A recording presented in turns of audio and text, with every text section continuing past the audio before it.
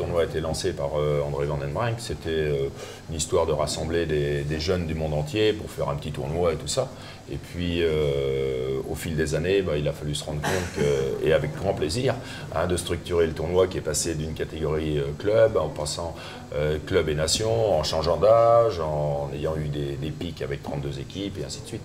Bon, je pense que c'est une très belle aventure qui dure depuis 45 ans et menée par un groupe de personnes qui a plaisir à le faire, hein, même si les générations se sont renouvelées, puis je pense que tout le monde s'y retrouve. La place du mondial aujourd'hui dans le football international?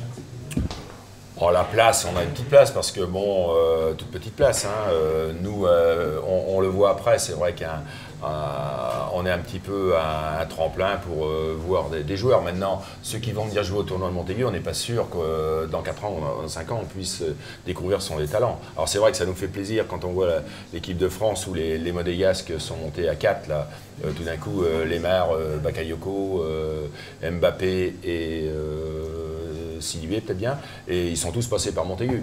C'est vrai que ça fait plaisir. Bon, là dans la dernière liste de Didier Deschamps, il y avait une bonne moitié qui était passée par Montaigu. Ça fait partie de la notoriété, et on est content. Mais on le découvre après. Moi, Mbappé, on l'avait vu jouer avec Monaco, mais c'était un bon joueur, mais on ne pouvait pas deviner qu'il devienne à ce niveau-là. Alors, pour les pays, comment ça se passe? Vous les contactez, ils vous contactent, comment se fait la relation? Alors, il y a la majorité, c'est nous qui les contactons. Et puis après, il y a d'autres équipes, d'autres fédérations qui demandent, hein. Alors des fois, c'est un peu hétéroclite, hein, parce qu'il y a des fédérations qui nous demandent à venir, des pays, bon, le Zimbabwe ou tout ça, mais pourquoi pas, hein. Moi, c'est pas opposé du tout, c'est pas ce que je veux dire. Après, nous, pour le 45e, il a fallu faire un choix. On s'est basé sur les 4 continents, hein. Avoir 2 représentants de l'Asie, c'est bien, 2 Africains. On a la chance d'avoir États-Unis, Mexique et Brésil, ça représente l'Amérique Sud, Nord et centrale, hein, plus les Européens. Je pense qu'on a une bonne composition de plateau. Vous êtes obligé de refuser des pays chaque année? Oui, chaque année, parce que bon, là on est 12, la Russie, la Turquie, la Corée, la Côte d'Ivoire voulaient venir. Hein, bon, après, ce sont des choix qu'il faut faire. C'est encore plus difficile, plus marqué quand on a 8 nations. C'est un peu la rançon de la gloire, entre guillemets, mais bon, c'est avec plaisir, les gens comprennent. Puis on essaye aussi de faire tourner les équipes pour ne pas avoir toujours le même plateau. Vous avez souvent évoqué la question de l'organisation de ce mondial. Les hôtels, l'hébergement, l'accueil des équipes, les transports, c'est compliqué, hein, c'est un gros boulot.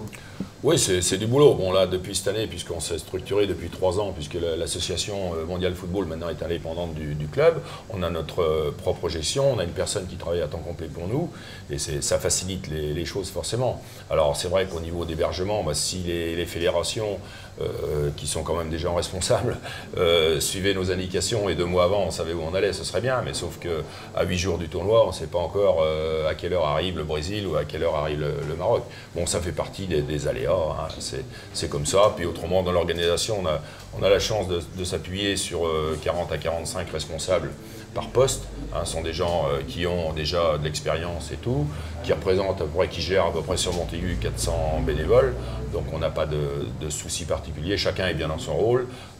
Après, bien sûr, on coordonne l'ensemble pour que ça se passe le mieux possible, et tout ça, hein, c'est le but principal, est d'accueillir le mieux les délégués, les joueurs, et que ça se passe le mieux possible dans la meilleure ambiance. Un mot sur l'impact sur le monde économique de la Vendée, de la région?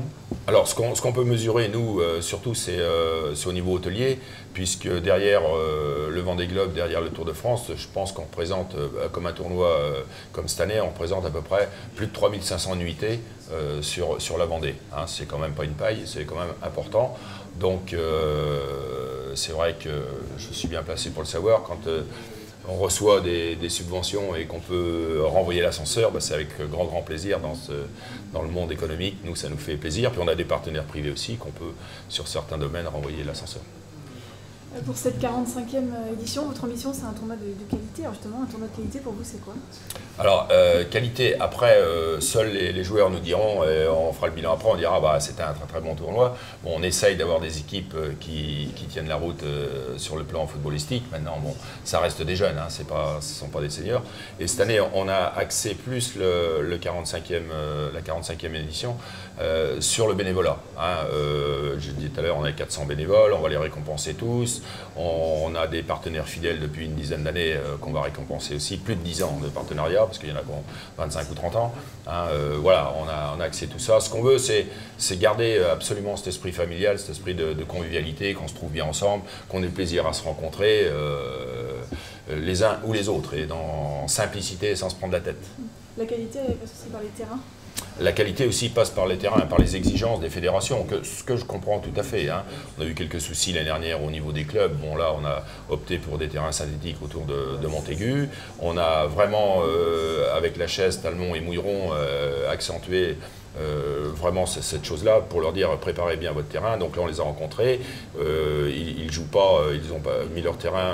Il y en a à Talmont, par exemple, ça fait 3 semaines qu'ils ne jouent pas sur le terrain. Hein, ils ont pris des précautions. À la Chaise, ça fait 15 jours. Bon, voilà. Hein, il faut absolument, parce qu'ils ont des matchs à répétition. Ils ont quand même des matchs mardi, mercredi et jeudi. Donc ça fait beaucoup.